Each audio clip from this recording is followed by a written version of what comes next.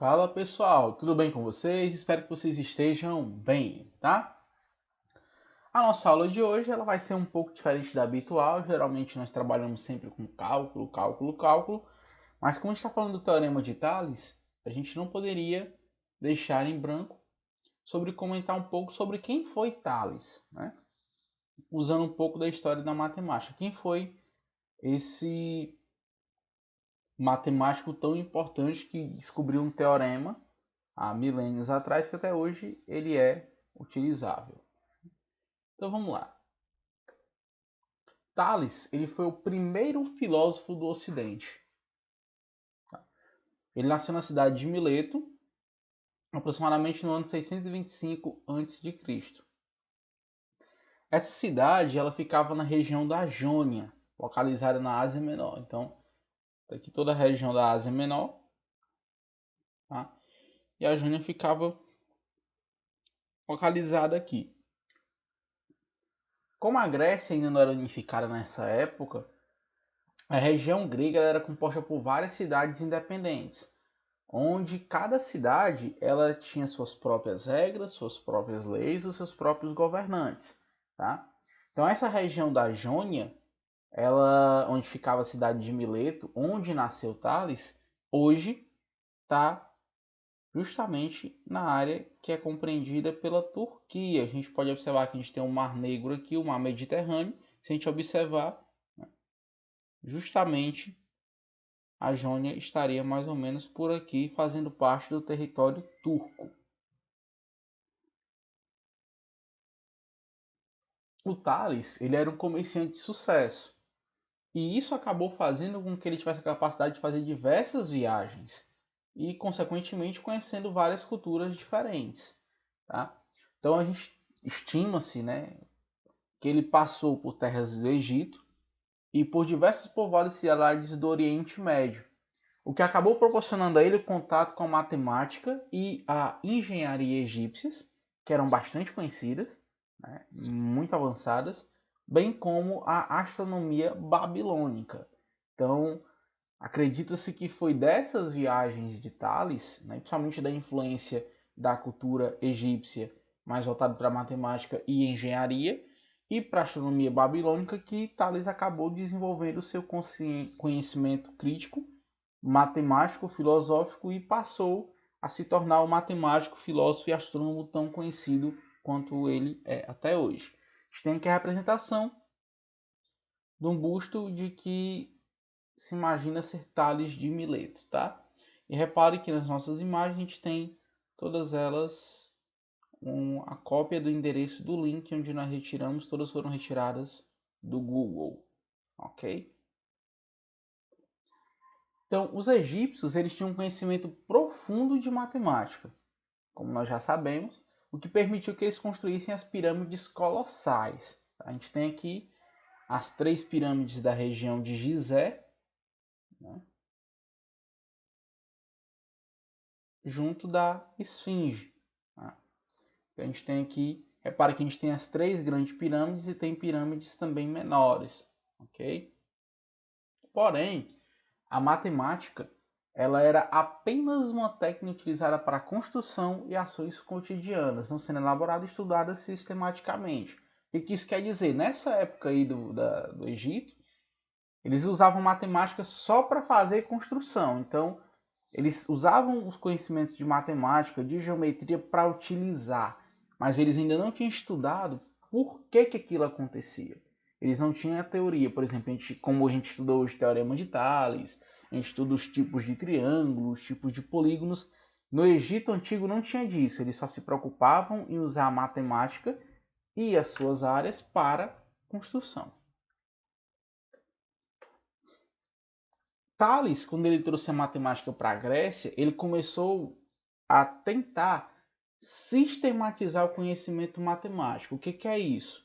Ele começou a tentar criar teorias, criar teoremas, criar fórmulas para explicar todo o conhecimento matemático de uma forma sistêmica, não somente de uma forma prática, tá? Isso acaba proporcionando a maior precisão para os estudos astronômicos dele e lhe permitiu formular o Teorema de Tales, tá?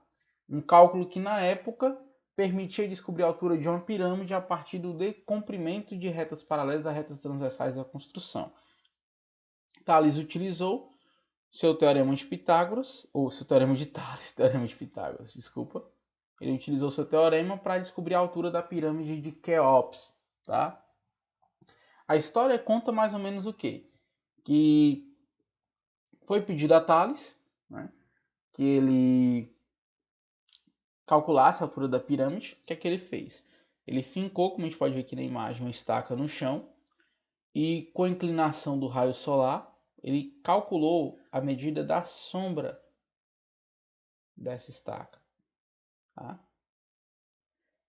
Foi lá, calculou a medida da sombra da pirâmide. Ele sabia a altura da estaca e, usando o teorema de Tales, aplicados em triângulos, ele acabou descobrindo a altura da pirâmide, tá bom? Então, Tales, ele utilizou seu teorema para poder calcular essa altura de uma pirâmide, mais precisamente a pirâmide de Quéops. É provável que Tales ele tenha previsto também, no ano de 585 a.C., mais ou menos aos 40 anos de idade dele, o dia e a hora em que iria acontecer o eclipse solar apenas com observações a olho nu, sem luneta, sem telescópio, nada disso, da posição da Terra e da Lua em relação ao Sol, com conhecimentos de astronomia e com cálculos matemáticos. Então ele, observando a posição da Terra, da Lua em relação ao Sol, usando seus conhecimentos de astronomia, seus cálculos matemáticos, ele conseguiu prever um eclipse solar. Então esse feito, segundo os historiadores, representa um marco da maturidade intelectual de Tales. Tá? Justamente no momento em que Tales deixou de ser desconhecido e passou a ser mais conhecido quando ele conseguiu prever um eclipse. E a gente tem aqui a ideia de como acontece um eclipse solar. Inclusive esse ano nós já tivemos um recentemente, mas que desculpa, no Ceará propriamente dito, ele não foi visível. A gente tem aqui um exemplo muito claro. Como é que funciona? Como é que é o eclipse solar? É quando a Lua ela se projeta na frente de raios solares. Os raios solares eles acabam colidindo com a Lua e há a criação de uma região chamada região de umbra, sombra total, em que as pessoas que estão nessa região eles não conseguem ver a luz do Sol. Tá? Então esse é o eclipse solar total. O eclipse parcial é justamente quando as pessoas estão na região da penumbra, que é uma sombra mais clara. Tá? Nessa região você vê parte do Sol. O restante do planeta não percebe que está acontecendo um eclipse solar. Tá? Hoje em dia, com o advento da tecnologia, né, você tem imagens em tempo real de onde está acontecendo.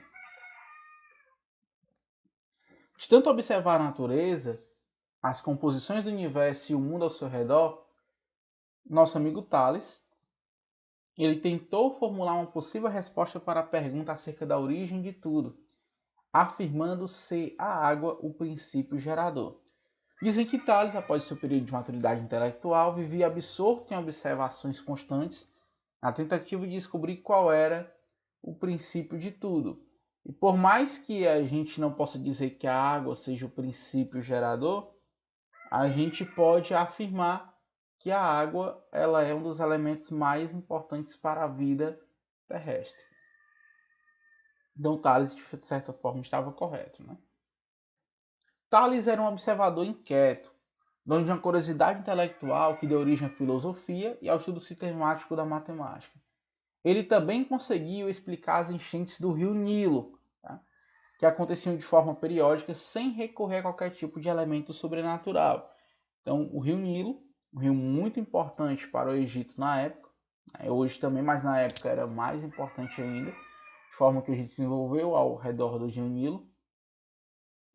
Então, naquela época, o rio Nilo ele enchia, secava, e isso era uma forma periódica, e ele conseguiu explicar por que isso acontecia. Que até então todo mundo achava que era algum elemento sobrenatural, tinha que fazer sacrifício a um determinado deus, para que tivesse uma boa cheia do rio Nilo. Que graças à cheia do rio Nilo, terras ficavam mais férteis, então a agricultura ia bem, a colheita ia bem, então tudo se acreditava que era elemento sobrenatural. Tales foi lá e conseguiu provar, explicar por que elas aconteciam. Se a gente for falar em livro ou documento escrito pelo filósofo grego Tales de Mileto, a gente não encontra nenhum. Tá? Os historiadores até hoje não encontraram registros feitos por Tales, não tem nenhum livro escrito de próprio cunho dele. Se algum dia existiu algum registro ou então algum arquivo, ele foi consumido pelo tempo, por enchentes, por incêndios ou por ladrões. O que a gente conhece de Tales resultou do trabalho do historiador antigo Heródoto e do filósofo grego Aristóteles. Eles são os dois principais que acabaram por divulgar o trabalho de Tales ao longo do tempo. Se a gente for falar de pensamentos e formulações atribuídos a Tales, a gente tem elementos de sua obra, como o Teorema de Tales, explicação sobre a cheia do rio Nilo, descoberta do triângulo isósceles, a previsão da eclipse solar e a própria filosofia de Tales. Beleza? Então, Tales, ele foi um gigantesco filósofo, tá? De forma que até hoje a gente utiliza o Teorema de Tales para a resolução de alguns exercícios e também para aplicação no cotidiano, tá bom? Então, galerinha, essa foi nossa aula de hoje. Tem uma atividadezinha proposta para vocês, tá? Qualquer dúvida, fique à vontade para interagir com a gente e a gente se vê na nossa próxima aula. Fui!